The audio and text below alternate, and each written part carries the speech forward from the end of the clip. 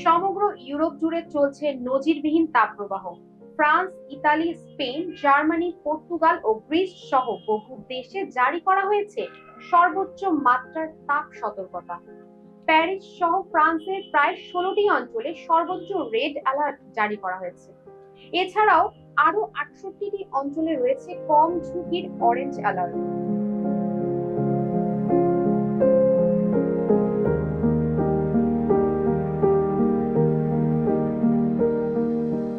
তীব্র গরমের কবলে রয়েছে যুক্তরাজ্য এবং ক্রোয়েশিয়া সহ বলকান অঞ্চল। এর বাইরে তুরস্কে দেখা দিয়েছে দাবানল। জুন মাসের রেকর্ডে স্পেনের আন্দালুসিয়ার এল গ্রানাডোতে সর্বোচ্চ তাপমাত্রা ছিল 46 ডিগ্রি সেলসিয়াস এবং পর্তুগালের মোরায় ছিল 46.6 ডিগ্রি সেলসিয়াস।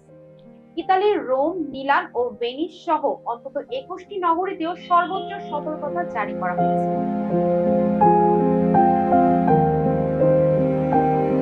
জার্মান আবহাওয়া অধিদপ্তর জানায়, চলতি সপ্তাহে দেশটিতে তাপমাত্রা 38 ডিগ্রি সেলসিয়াস পর্যন্ত পৌঁছাতে পারে।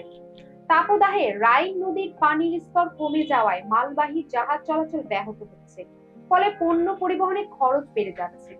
সাম্প্রতিক সময়ে তুরস্কের শত শত জায়গায় দাবানলের আগুন নেভাতে লড়াই করে যাচ্ছে দমকল কর্মীরা।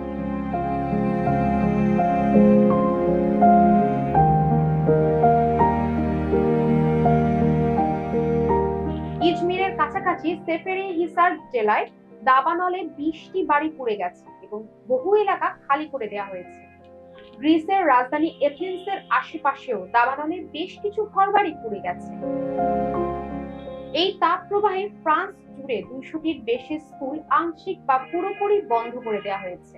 বহু দেশেই মানুষের সেবায় জরুরি চিকিৎসা ব্যবস্থা করা হয়েছে এবং মানুষজনকে যতটা সম্ভব বাড়িতে থাকার পরামর্শ দেওয়া হয়েছে।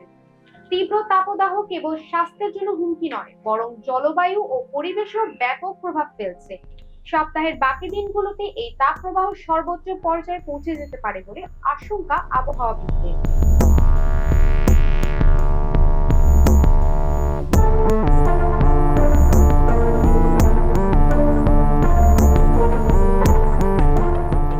পরবর্তী আরো সংবাদ পেতে আমাদের সাথেই থাকুন।